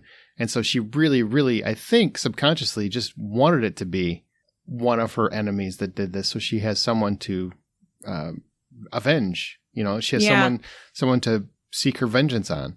And it's not that. It's just your mom died. It was her time, and she has to deal with that. And that's something that, even though it's ridiculous and the show is a ridiculous concept in many ways, it's a truth that we all have to face. Where someone close to us dies, we want to blame someone. We want to have someone we have to put a face to that. And it's difficult when you can't do that. I mean, it's something that's very hard to deal with when you can't put a face to it and you can't put blame somewhere else, And I think a lot of times if you can't put blame somewhere else, a lot of times people will internalize that and put the blame on themselves. Yeah, absolutely. My fault. And that makes it harder. Absolutely. All right, John, what's your episode? My episode is from one of the greatest TV shows of all time, and that would be MASH. The episode name is Absentia Henry. This is the episode that starts with finding out that the first head of the camp for the 4077, Henry Blake, has actually been discharged from the military, and he can go home. And you spend the majority of the episode with his goodbyes and everyone playing jokes like they usually do, and the laughs like usually happen. But you see a man who's also excited to go home to his normal family practice, being a doctor, having, his family, his wife and kids, and being able to go to a country club to play golf and stuff like that. And he's reflecting on what's going to be the next chapter of his life after spending so much time in abject hell during this war. Also, you're seeing a lot of his relationship with Radar. Radar was following around Henry and kind of turned Henry into a surrogate father, which one of the things you don't find out is like Radar's dad died, who was an older dad when he had him, died when Radar was 8, right when the middle of playing peekaboo, where Radar closes his eyes and opens them back up, and his dad's dead in front of them. That's dark. It's a really dark story, but you find out these sorts of things where this layers of these characters to what was at the time considered kind of a lot of people kind of figured it as a sitcom kind of comedy show. But you see a lot of these heavier layers being added to it. Henry Blake gets on the helicopter. He takes off. Everyone comes out and does a parade to say goodbye. And the next thing you see in the scene is everyone's in the operating room taking care of patients, and Radar comes in to let everyone know that Henry Blake's helicopter had gone down over the Sea of Japan. He was shot down and presumed dead. Oh. And to me, this is a really important episode as far as growing up when I watched this. It was one of those first times where I watched something and a character that I cared about, because I loved MASH growing up, go figure, but a character I cared about, they killed him. And I was like, you killed him. How do you do that? This is TV. You're not supposed to kill my characters. And in my research, I find out that the reaction to this episode was very much the same way. People were upset that you have a comedy show and you killed somebody off who was part of the comedy show, and it was pretty cheap, or, a lot of different reactions. But it's one of the episodes that I think about the most when I think about this, and it just means a lot to me. I remember that was kind of an uproar when that happened, because it was, I'm trying to remember, there was a few seasons in, right? If I remember right, it was like 3 or 4. I think it was 4 or 5 years in. And, obviously I was a wee baby if I was even, whenever this happened. So obviously I don't have a recollection, but I remember talking to my mom about it years later when MASH went off the air. And she was talking about, because I couldn't understand why this thing was so popular. I mean, I'd seen it, I liked it, but everybody in the whole wide world was going to watch the finale, right? And she was talking about how, this is one of the only shows she ever saw where they killed a major character and you just had to deal with it, because it just didn't happen in TV. TV was very, very safe. Like, apparently, like we're trying to get back to, apparently it was very, very safe. Right. And that your characters were all safe if you loved them. I mean, the only people that ever got killed were bad guys. I mean, that was a big portion of television, because television was supposed to be that you come home, you sit on the couch with your family, you feel comfy. You only have 3 options to watch every single night. And, so it was a huge deal. And, now it's kind of the norm, where if you don't kill a major character at some point in your show, you're kind of seen as weak. You know what I mean? So it's amazing to me how that has changed in so many respects over the years. Well, and it's also just what a commanding officer does for, your upbringing, your growth, your development, because I think the biggest thing I remember from this episode is when Radar salutes him, right? And he just holds the salute, and it's like the first time that Henry actually acknowledges him as a military person, right? As a leader, as a member of the group. And then just to have Radar be the one that then comes in and does the announcement at the end, it's just like, it reminds me of 18th and Potomac from The West Wing season 2, when you find out that Mrs. Lanigan, dies in the car crash.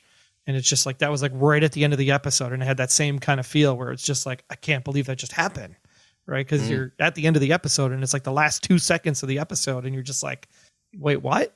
And then you sit in those feelings back then, for a week, right? It's not like you just go to the next episode and see what happens. So just sit with that and go well, how's that going to affect my life? What if that would happen to me? What if that happened to my parents? What if that happened to my friend?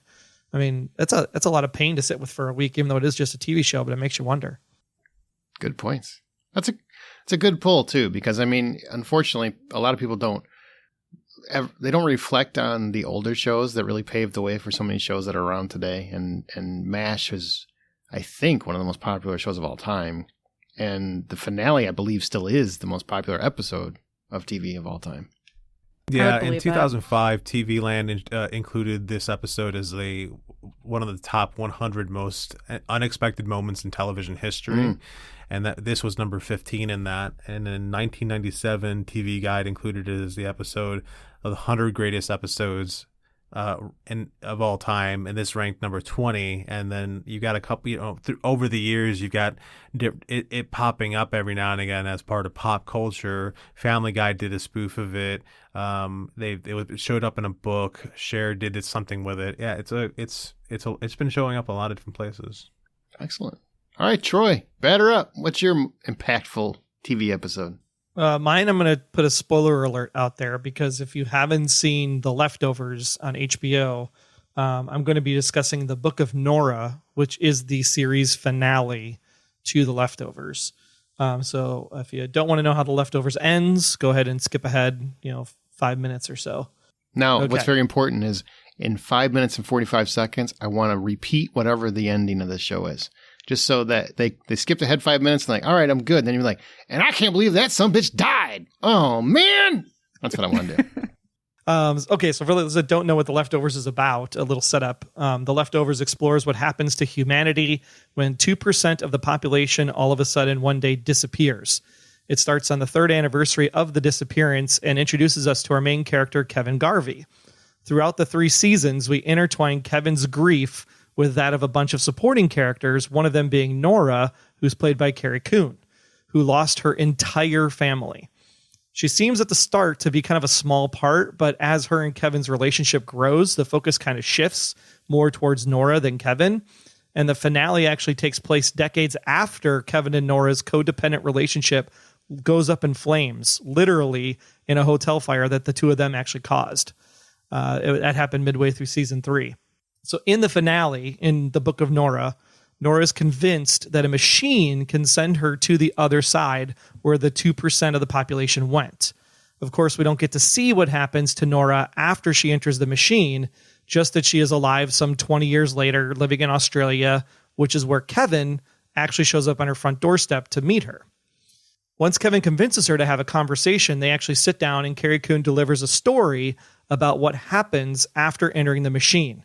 A story about seeing the other side, seeing her family, how nothing worked, how planes existed, but there was nobody there to fly them, vegetation overtaking everything because there's literally only 2% of the world alive on the other side because the other 98% of the world disappeared. Little perspective for you. But over there, everyone seemed happy and joyous and found a way to live. Where on Nora and Kevin's side, where the 98% were, everyone wallowed in grief. She didn't fit in over there, so she found the machine creator, also went over and asked him to build a machine to send her back to our side. The key moment in this story comes when Kevin says, "I believe you. I believe you because you're here." And they smile at each other, and the camera pans out away from them out the window and out of the house as doves literally return to the house. And not just one dove, but like multiple doves all at once. And for anybody that has any kind of Bible history understands, like the dove is a sign of rebirth, new life after the flood, and also a sign of peace. So this is the first time Kevin and Nora have found peace in the entire journey that they shared with each other. So it's the afterlife. Sort of. The reason why the episode is impactful is because, one, it's the first time I ever saw a supporting character in the pilot become the main focus of the final episode, and really the entire 3rd season is about her. That's interesting. Rather than about Kevin. Yeah, that's interesting. 2, it truly showcases perspective and how we should be open to the possibility of anything. At one point in the episode, the townsfolk actually put beads on a goat and send it away, like in the Old Testament when they put the goat out into the wilderness. Except that Nora, when she's on her bicycle route in Australia, she actually finds the goat trapped in barbed wire because of the necklaces, and she removes the necklaces and frees the goat. So to some people, that might be a bad thing because the goat was supposed to take away my sins. To some other people, I'm just saving a goat, and goats should be alive. So it's just another thing that kind of like puts in your head and go like, I should really look at things in 2 different ways. The real big thing, though, is that it left us as the audience wondering, did she actually cross over? Was this story true? Or did she make the whole thing up? My theory after watching the episode was that the 2% on the other side are the ones that were actually alive, and the 98% were in some kind of purgatory. It is by Damon Lindelof, so you can see the correlation there. Mm-hmm. And hence, because they were in purgatory, it's why they were never happy, and why during the course of the show, Kevin could die and come back to life multiple times. But you have to believe Nora is truthful in the tale for that answer to work. And in the end, I think the simplest answer is probably true. I don't think it actually happened. I don't think Nora ever did cross over. It's just a story she told herself so she could be able to move on. And the impactful thing is that Kevin believes her because he is just so glad that she's safe and okay and present with him in this reality right now. Going back to the goat, it also points out symbolism because I view a lot of my life as the universe sending signs because of this episode. Since seeing this episode the other night, a bunch of my friends were actually watching This Is Us. It's the final season. So we're having watch parties over at my house. And we all had a friend that was actually named Jack that passed away on April 1st of 2021. Very suddenly, massive heart attack, we think. In the episode specifically, Rebecca is the widow of the character named Jack, and she's in a car with Miguel, her current husband, and her brother Nicky, Jack's brother, and they're driving in a car, and Rebecca says, "This is what Jack would have wanted, us right here, just like this." And I'm just like, man, how do you not have that 2x4 just smack you across the face? Because that's exactly how Jack would have wanted all of us watching the show together, all of his friends still bonding, a year after his death, and just being together because he brought us all together in that moment. And I think that's why this episode is just so powerful, because you just sit there and go, whether we're in each other's paths and journeys now, or whether we're in each other's paths and journeys 20 years from now, it's the time we spend together. And I think that it really makes you appreciate life a little bit more, because if my theory is true, where these 98% that are so miserable and so full of grief this entire time, because when you think about Jack, when he died on April 1st, or anybody that dies for that matter, like, we grieve, but we also move on, right? We can get over it in a way, not to say you'll ever get over it, but like you understand, you move on, you smile, you start to laugh again, and you start to, live life again. But what happens when people die?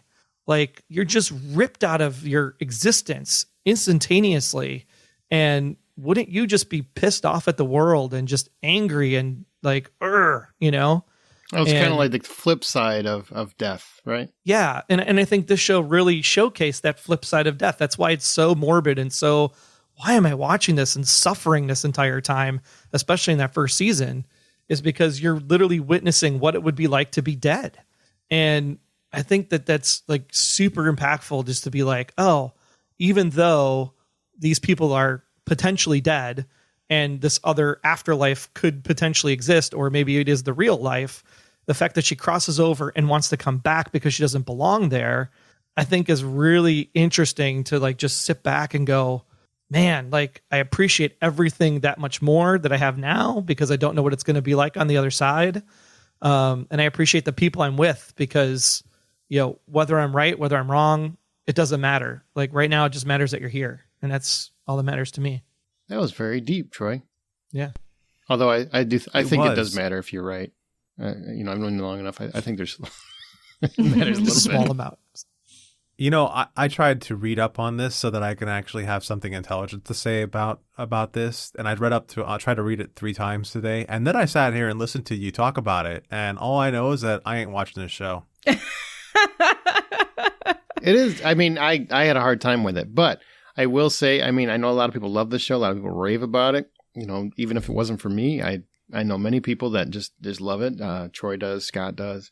It's one of those, I think this is where it just comes back to my earlier opinion, where I can't stand when art plays it safe, because sometimes you need to have those, even if it's not for everybody, you need to have those expressions where it takes a chance, it does something different, it hits you in the face with something you don't want to think about or don't want to talk about, so you can confront your own feeling of it. And, here in this country especially, we really, really obsessed with death. We are so obsessed with when someone passes away, we can let that take over our whole existence. And I do think it's interesting that they looked at the flip side of that, where if there is an afterlife and you're ripped out of your existence, is it really as magical as you think it might be? I mean, right. That there's definitely some downside to that. Yeah, maybe you'll be reunited with someone you lost or something at some point, but you'll also be ripped away from those that you were with. I mean, that's an interesting, really dynamic kind of philosophical way to look at it. I can respect that. Just wish they had more jokes in that first season. I would have stayed with it longer. Man, that first season is hard. It is hard. But I do. I mean, now I didn't know that. Obviously, I didn't get past the first season. But the idea of a supporting character becoming the lead by the 3rd season, I think is, and not just because of fan service, right? It's not just because everybody loved that character. It's because the story was always building to that, right? I mean, so it was a logical progression. It wasn't anything that was just jammed in for fan service kind of thing. Brett Goldstein, there's still hope for you. Oh, geez. I can't wait for Good Lord. Roy Kentso to take over at some point. Okay. I'd be fine with the spinoff. Well, my impactful episode of television is Moonlightings. I Am Curious. Now, if you never watched Moonlighting, shame on you. I developed half my personality from Moonlighting, the other half from Night Court. So, I mean, those two shows are very pivotal to my very existence. If you don't like either one of them, you just don't like me, and that means I don't like you. So just pretend you're a fan. But Moonlighting is a show that I absolutely adored. And, you know, most of that was attributable to Bruce Willis as David Addison. It's a character I just absolutely loved. I loved how immature he was, how charismatic he was, how he could walk in a room and like the entire room just lit up. And his chemistry with Sybil Shepherd, Maddie Hayes, was phenomenal. I mean, even though it's very well known the two actors didn't like each other at all, they had just a sizzling chemistry. I mean, whenever they were on screen, you felt the sexual tension, you felt just everything about a couple on TV that make people ship them, what they call shipping now, where you see two characters and you just have to get them together, right? Like, that's always the thing. They have to get together. Mm-hmm. That's what everybody wanted with those two characters. David and Maddie have to get together. And it built up, and I think it was season 3, if I remember right, where I Am Curious came out. And it built, or maybe it was the end of season 2, I'm sorry. And season 3, episode 14. Was it for 3? Okay. So build up to this moment. All the fans, everybody I knew that watched the show wanted them to get together.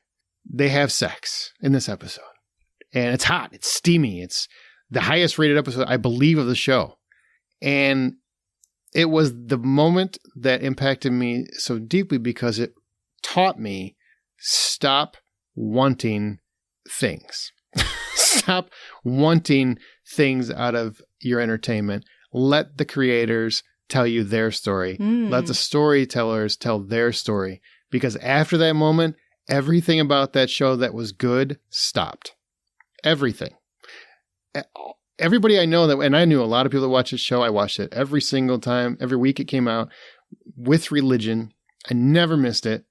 My friend Dennis even watched it with me, and he hates television, but he loved that show he would watch it with me.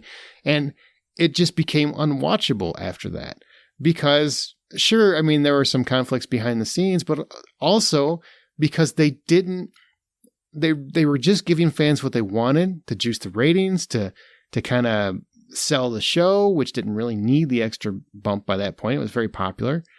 And it ruined the fact that what we loved about those characters was that they didn't sleep together, that there was that chemistry, that there was that will they, won't they, are they ever gonna, it didn't have that.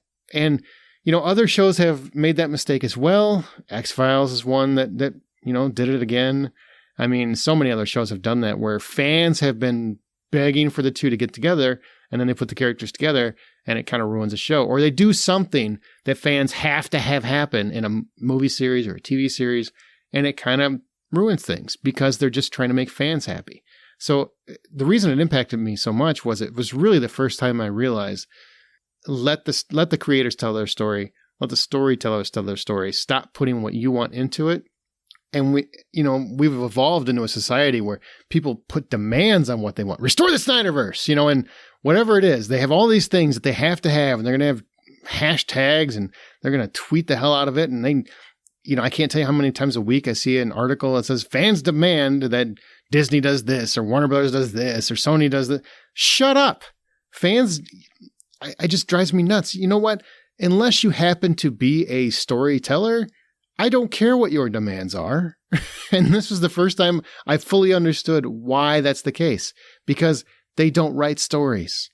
It's fan fiction. It's not the same as a really well-crafted story. I mean, don't get me wrong. Some fan fiction is pretty awesome. But, a lot of it is garbage too. And sometimes you just got to let what you want go and see what story they're going to tell. Can you imagine if they changed Breaking Bad because of what fans wanted? Oh, sure. Or if they changed some of the greatest television shows out there because of what fans wanted. I mean, sometimes you just got to let your desires go and just accept whatever it is. So is it your understanding then that leading up to that episode, they were not really going to give into this, and it was just going to No, everybody knew they were going to hump that episode. I mean, they promoted the hell out of it. No. I'm saying like prior to them writing the episode, like, do you feel like you feel strongly that they did this as a response to fans? Yes, very much so. The show was, and don't get me wrong, there was always chemistry there. It was always a romantic. Yeah, they had they were like Castle and what's her face, Beckett, where there was that tension there. Much better. Much better. Yeah. No, I love Moonlighting. Go ahead. I'm sorry. Yeah, and look at Castle. I mean, they ended up getting married or something. Yep, same thing. Yeah. It doesn't always make the show better. It really rarely does. Very rarely does that make the show better, because what people seem to forget, and what I have been guilty of forgetting myself, is that you thrive off that chemistry of will they or won't they. And once they do, that isn't there anymore. It's done. Like, it never comes back. You know, I mean, I guess you could Friends it, where we were on a break and then you come back and you could do that, but it just doesn't work in dramas the way it does on sitcoms. And I think it's also a matter of, is that the centerpiece of your drama and your story, is that tension? Because if it's just an added bonus that happens in the background, it wouldn't be as detrimental if it happens. But for something like Moonlighting and Castle, it is, whereas something like Lucifer has so much else going on that your characters getting together doesn't ruin the show. And that's super, super rare. The thing is, if they do it and they do it too soon, which that was way too soon in that show, because it was only, it was third season, sorry.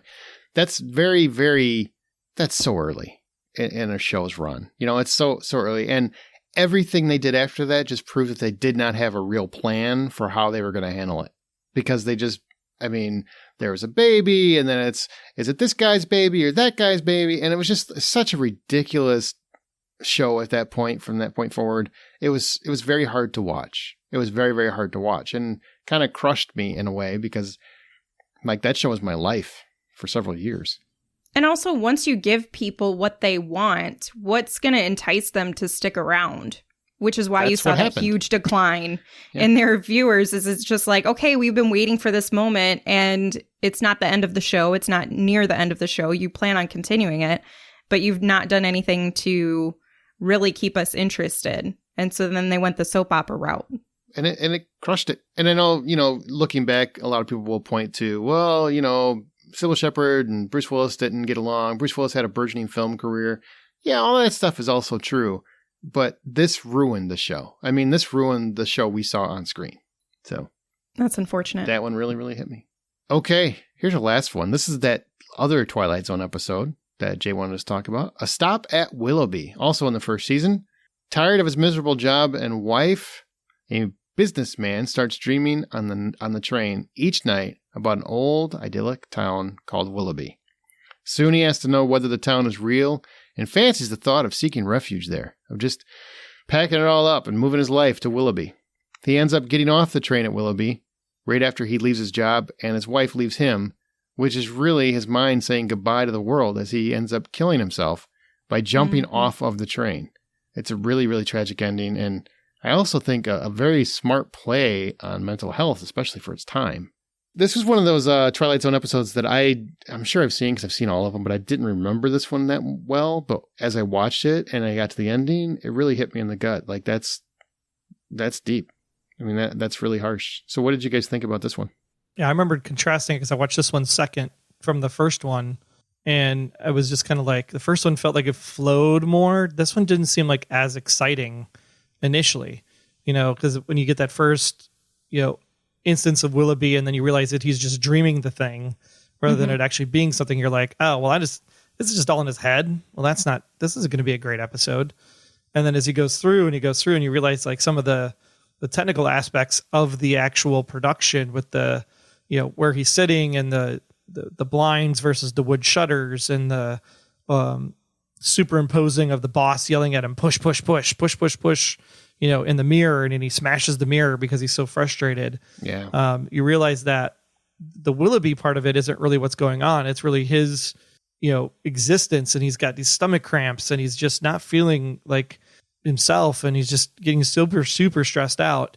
That's really the thing that's the most important. Like you said, it's a real journey into mental health and what we can actually put up with before we finally crack. And in this case, he just wants that simpler life. And when he does finally get off the train, literally, and falls to his death, it's just kind of like, whoa, like that just came out of nowhere. And then you get the nice little nod to Twilight Zone does, right? Where the funeral home hearse is the funeral home of Willoughby and Sons. And you're just like, oh, well, I guess he ended up in Willoughby after all. And the really, really sad part is if once the episode's over, you realize the whole episode, he's a guy just crying for help. Like he really is just begging for help through the entire episode for anyone to please hear him. He can't do this anymore. He's overwhelmed with his job. He's overwhelmed with his marriage, and nobody cares enough about him to really just put their own needs from his life aside to listen. Not even his assistant who's supposed to work for him. Yeah. Yep. She's all like, the boss is calling. The boss is calling. What are you doing? The boss is calling. And this poor guy, I mean, just, wow. Once you finish it, it really hit me like just a punch in the gut. Well, and your dreams are supposed to be, supposedly, your subconscious kind of working through things. And so for him to be dreaming about death, essentially not realizing it, it was just like, I'm dreaming about being in a peaceful, better place. And that peaceful, better place is on the other side, 6 feet under. And that's just an incredibly dark concept to bring forward. But at the same time, to what Aaron and Troy are talking about, I mean, all the signs were there. Everything was there, and the physical ailments showed from his mental health deteriorating. And he didn't have any support or help or protection. And so when the time came, he was just like, I want to be somewhere where I don't hurt anymore. And that's the really, really sad, unfortunate part of suicide is like when you have those thoughts and feelings, all you can think about is just not feeling that anymore. All I want to do is zoom in your boom boom. Yeah, that too. I just want to talk to Jay. Just like, me and Jay here for a minute, or talk at Jay, whatever you want to do. Are you okay? Yeah, these are 2 very deep episodes. These are 2, very deep episodes. And at the end of the second one, I was practically in my own little existential crisis, wondering if I should get rid of the aforementioned Jeep that I'm in love with for a different kind of convertible and just drive off the edge of a cliff or something. Or okay, please don't. Or have a real nice midlife crisis and just have the world's best time. I don't know. I go get a wife a third my age or half my age. I don't know what the math is because I was never really good at it. Maybe 2 wives that are a third my age will make one that's the right age for me. That's not how math works, but I'm pretty sure that sounds illegal a lot. I don't know. Or he's just really old. I mean, I'll serve you chocolate soda with 3 scoops. I don't know how close to Virginia you are, but I'm pretty close. There you go. So I just want to say, if you need a hug, Jay, we're here. And he does mean that in sincerity. Like, if, truly we do. Can you hug from 6 feet away? Because that's the only way that's going to happen. Well, 3 of us are here. John, you can't get a hold of because he lives up on the top of a mountain. That's true. Right. I'm in my own little snow globe. Fortress of solitude. Which is why he's throwing hugs out, because he knows we'll have to give him. Right. COVID hugs. You guys get to do all the touchy stuff. I just get to talk about it. John wants the touchy stuff. Yeah. He's living vicariously through us. It sounds safer. Twilight Zone was always a great bearer of conversation set pieces. They had so many episodes that are so smart and didn't play it too safe, where they could actually create very engaging topics over and over. Eye of the Beholder is still one of my favorite episodes of television ever. If you've never seen it, you should look that up because it's literally one of my favorite. It really looks at beauty and how jacked up perception is. It's just it's a fantastic episode. So good picks. And you want to hear what some of the listeners' picks? Of course you do. So I'm going to give you the top 5. We took a poll and there's like 1,000 freaking episodes there. So I've got the top 5 of those that were picked. And number 5 was a tie between Breaking Bad, Ozymandias. These are the most impactful TV episodes for people. Breaking Bad, Ozymandias. which is the one where, you know, he does his brother-in-law dirty, really, and things go to chaos. Tied with the X-Files Home, which is the Creeper People. And that one gets me every time I watch it, man. That one hit. I remember watching that. And that was I think it's the only episode of X-Files that they banned from replaying on actual primetime television. Really? It's true. True story. Yep. Wow. And I don't think it was that, but it was just very unsettling. It was just very unnerving. And, you know, and I loved X-Files so much, people at work bought me a creeper. So I don't know what that says about me. But That's anyway. awesome. Number 4 is Lost, The Constant. Troy, you speak to that. Why does that belong on the list? I mean, to this day, how many times have we seen Lost, John? Like more than we can count at this point. Enough. That like 2 or 3. Every time that episode plays, like total feels every time. Can you explain the episode? Because it feels very vague.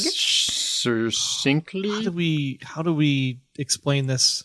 It's back and forth in time where a guy he's on the island and he's thinking about his past life, and it's just the love of his life. Going back and forth. The love Desmond of his going life back and forth, but he has to there's one specific thing. Like if he doesn't get his girlfriend to call him in the future, which is many, many, many, many years from when he actually talks to her about it, he'll literally die.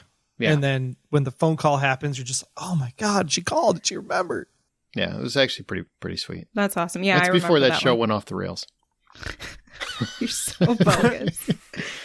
He can't help yourself. I just can't. It was at the start of going off the rails because 4, 5, and 6 were written together. There you go. Number 3, Game of Thrones: The Reigns of Castamere, which is the Red Wedding episode. Why do I always forget that it's not actually called the Red Wedding. Yeah, everybody calls it that, right? I mean, yeah. I can't tell you how many times where I've been, let's watch the Red Wedding episode, and I got to look it up. What the hell is the name of that stupid thing? It's not Red Wedding. It should be. Why not just call it that? It's the season 3 finale, isn't it? No, it's season episode 9, right? Remember, Game of Thrones always did the big stuff 9. on the 9. 9. Yeah. The 9. I'm surprised that a lot more people aren't saying that it's Baelor. Baelor was further down. It was like 7 or 8 on the list. That's the one where Ned lost his head. Yeah, that seems low because that was the episode tell them. where... What do you want me to do? Man, I don't know. The Red Wedding shook me. Like, I did not expect... Hang on. John's over here questioning listener choices, and I think sorry. we should hear him out. Yeah. Well, the reason why Baelor, I think, is actually a much more powerful episode is that that's the one where if you got your friends into the show, if you got people to start watching it, that's the one that really pushed people over the edge to being like, oh my God, they just cut somebody's head off. I can never stop watching this show. Nobody's safe. Because nobody's safe. That's the episode right there. So I mean, I get it. The Red Wedding was impactful. It was something else, but nothing shook me in that show nearly as much as Baelor did. I wasn't a book reader. I did not see what happened to Ned happen. Well, Red Wedding, I mean, basically, you thought it was going to be a sweet little dinner party, and it ended up being a bloodbath. So that was kind of surprising too. And just, yeah, Ned was quite surprising, but the Red Wedding, I didn't know that was messed up. The whole thing was just messed up and brilliant, by the way. And the fact that it gets the callback then in season 7. Oh yeah. You get the payoff for sure. Yeah. Let's see. So then we got number 2 is Doctor Who Blink. I can't speak to this at all because I've never seen it. That one's the episode of Doctor Who where if you want to turn somebody into a Doctor Who fan, that's what you get them to watch. That's the first. Weeping Angels episode, right? Yeah, that's the first time we see the Weeping Angels, and Doctor Who is only in it for about 5 minutes of the entire episode. But otherwise, he's talking to you. He's talking to the main character, who's I can't remember who's playing the main character. I know she's a bigger actress now, but so the Doctor Who episode that'll turn you into a Doctor Who fan doesn't have Doctor Who in it. Is what you're telling me? Yeah, it's because it's brilliantly done. There's a lot of art. There's a lot of art. Can you watch episode. it standalone? Yeah. Okay, Which doctor is it for that episode? Tennant. Okay. Whoa, I'm shit. interested. No. And the Weeping Angels are like, you never want to encounter a Weeping Angel ever. It's okay. they're by far it's the first time you meet them, and you never want to meet them. I mean, it's like what you would think like an actual angel might actually be. if you believe in them. Okay, that's enough, Troy. Stop selling it. You piqued the interest. Yep. That's enough. We both went, Now he's going to start threatening us. If you really even like television, you would have watched this episode because that's how you do it. And you got to if watch. you're really my friend, you'll watch it. You got to at least watch the first 3 seasons of Tenet. Otherwise, you're not really trying. You're not even giving Who a shot. Well, no, Aaron, I'm going to tell you right now, Aaron, you should never watch Doctor Who, but you should watch that episode. I have watched Doctor Who and I don't like it. So that's what I'm saying. Well, I didn't know you had watched it, but I'm also saying Doctor Who's not a show for you. No, it's not. But I'll watch that episode if it's really that good. I mean, I'll give everything a fair shot. Yeah, that episode is the best, one of the best episodes of television. Then I have to watch it. Otherwise, I would feel like I was cheating the world. Right. And also, I like Reigns of Castamere more than Baelor, but whatever. Number 1, Amanda apparently is number 1 because it's Buffy the Vampire Slayer, The Body is number 1 most impactful. Which actually, that doesn't surprise me because I don't know anybody that's actually seen the episode that didn't get punched in the gut from it. I mean, it's really just a movie so episode. real. Yeah. I'm just surprised with the cancel culture that it still came out number 1. What does one have to Because do? of Let's not Joss. invoke that. Because of Joss. Let's not invoke it. Let's not invoke it. You know what? We can still, enjoy what we enjoy. Doesn't matter what that Right. did. Right. And by the way, just for the record, you never want to play a game of staring contest with Justine Sutherland because she doesn't blink the entire time.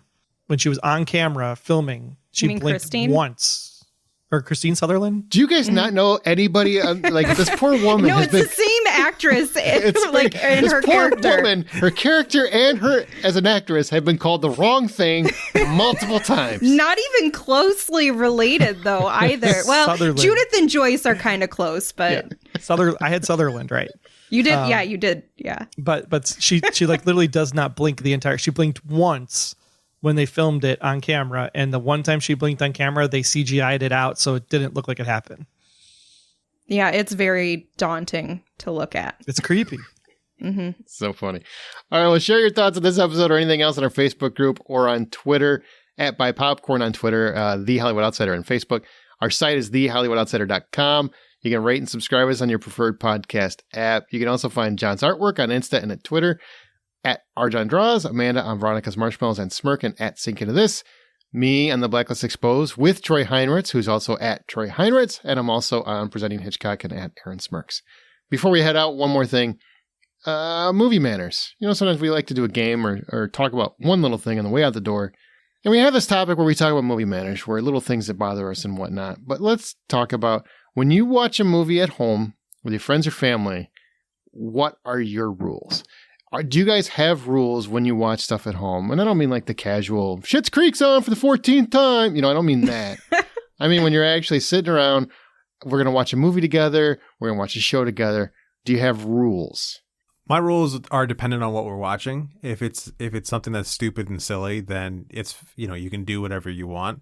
You can be on your phone. You can just you don't care. None of that bothers you. Yeah, I mean as long especially if it's something super. I'm going to talk to you while we're watching this show. That's fine too. God, I was in the middle of a sentence and you just did that to me. No, it's not fine. It triggered him. That's exactly what happens when you're watching it. Jesus. But if it's stupid and funny, then crowd interaction is not only appreciated, but it's also encouraged. If it's something that's a little bit more serious, then shut up. Just shut up and don't say another word. Let's just watch it. Don't ask me what happened or why it happened. I'm sure they're going to tell you because there's a script and they're going to probably follow most of it. Stop asking me. I haven't seen it yet. We're watching the same thing. You know what? Yeah, That's funny. I can't up. tell you how many times I tell when my wife will ask a question about a show that's on TV, and I'll go, "I'm watching the same show you are." I'm watching. What is going on with that guy? Da, da, da. I'm like, I'm watching the same show you are. I literally have no idea. I've never seen this either. Right. And right now, like, especially when it comes to serious things, my movie buddy is my dad, and he is the worst movie buddy to have because Poor he's dad. constantly Wow. he's constantly trying to like outsmart the movie or the television show. And he will smack me to tell me what it is. It's the man in the clown suit, and it's gonna be this, it's gonna be that. I'm like, yeah, can we just watch it, Dad? Can we please? Could have enjoyed it too, Dad, if it wasn't for you and your stupid kids and their dog. Yeah. I have certain rules depending on what it is, but currently, my way my life is going, they're all being challenged. It's funny. Poor John. Much like the movie theater, I do not want to see your phone in my line of vision. 2, no talking. 3, if you have to cross the field of view, you must army crawl. You must army crawl. Your poor kids are down there on all fours like, Dad, please don't beat us. Please don't take away our electronics. If you stand up and break the line of sight, you are dead. Better not even come out of And your your room kids for won't another week. challenge you because he actually like limits their internet. He can just go up and turn off their specific signals. They can't even be on Damn the straight. internet. Every device. Dang. Yeah. That's intense. One touch of a button. Follow the rules. The movie does not pause for anyone to go to the bathroom unless I go to the bathroom. You're so ridiculous. That is the most Troy thing I've ever heard in my freaking life. It doesn't happen unless it's for me. I hope you guys got a pee too because it's time for me to go. Better wash your hands fast too because I don't take that long. I mean, Troy's in his 40s. You know, he goes to the bathroom a lot now. Not as much as Aaron. Yeah, I got to pee when I got to pee. It's getting there. Is that the end of your list? Because you have a lot of rules. I just want to make sure. They wear shock collars at all times. Nothing corn, Shock no collars. corn chip related. Corn chips smell. There's no food that smells. Plus they go, And whenever his wife says a word, he gets to go, woman! And then Tracy smacks him across the that's face. a nice callback. And she beats him silly, yeah. John was waiting all show to use that one. My rules are less rules. It depends on who I'm with. Like if it's somebody that I know has very specific needs, like they're like, I get irate and angry like Aaron. I get irate and angry if people have their phones out near me. Then it's like, okay, I'll be respectful even if it's my house and I'll try to keep it away or something.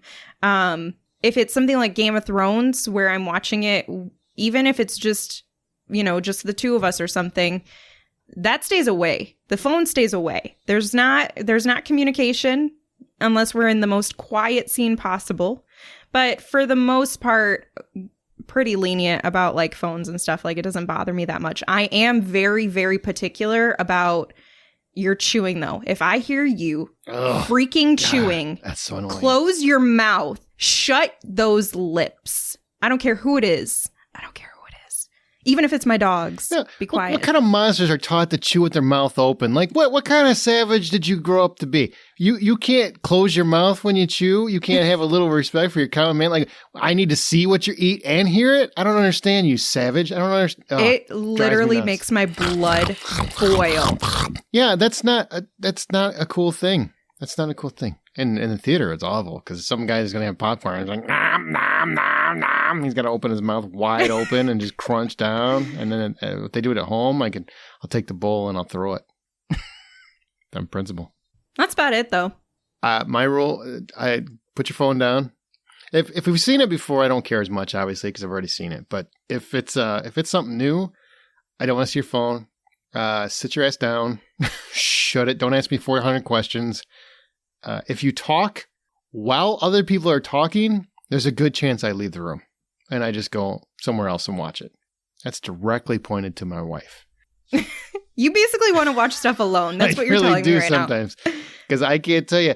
It's almost, I don't know if you guys have this in your houses, but I feel like she does it on purpose where she's waiting for people to talk to ask a pivotal question. You could be watching The Witcher and they have at least a good minute or two of beautiful scenery, a sweeping vista, and we have all the time in the world where you could ask this goddamn question nobody cares about.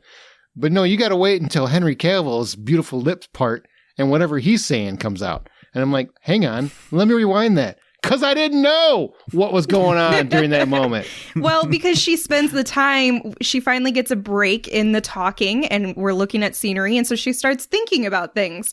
And then her question pops in her head. Sounds like she's thinking slow. Is that what I'm hearing from you, Amanda? I did not say that. Do not put those words in my mouth. That's what I heard. I can just hear it now.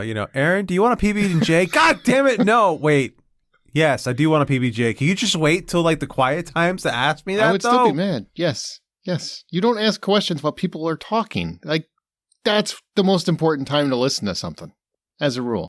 Okay. Well, I think that'll do it. All right, so are we done bitching about our home Yeah. life? Yeah, I feel like that's the entire purpose of this right here. Thank God these people don't listen to our podcast. All right. Well, that's going to do it Yeah, right. for this episode. Remember, everybody, next time you head to a theater or stream comfortably from your couch, buy popcorn.